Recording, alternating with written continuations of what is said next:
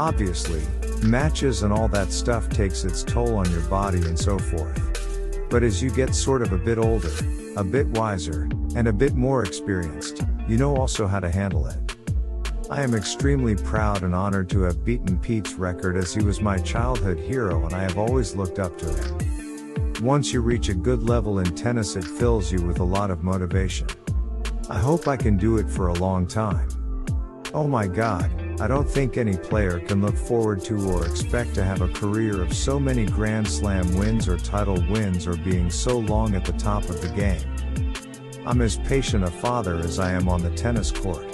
It takes a lot for me to get really upset, but sometimes kids can get you really cross if they really keep bugging you. There is no way around hard work. Embrace it.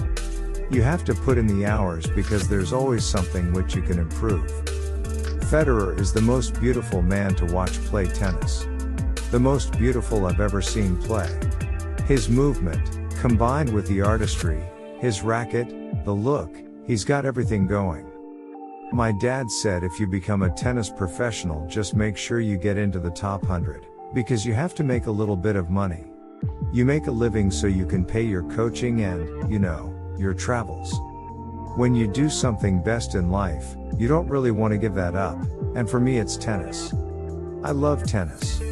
I've always felt like this because it is such a classy sport with a great, competitive flair to it. You always want to win.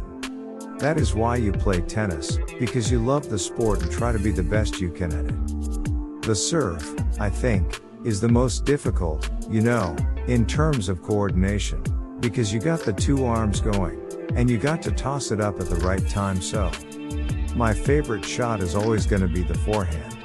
It used to always be my favorite shot when I was young, so it's the one I've won all the points with.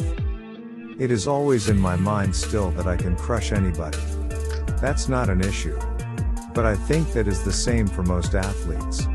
If you don't believe you can win tournaments anymore, then you can't do it. I always had the dream that, once I became number one in the world, that if I had a child I hoped I would have it early enough so the child can see me playing. What I think I've been able to do well over the years is play with pain, play with problems, play in all sorts of conditions. You have to believe in the long-term plan you have, but you need the short-term goals to motivate and inspire you. With all the injury problems we have in men's tennis at the moment, I'm happy to still be standing.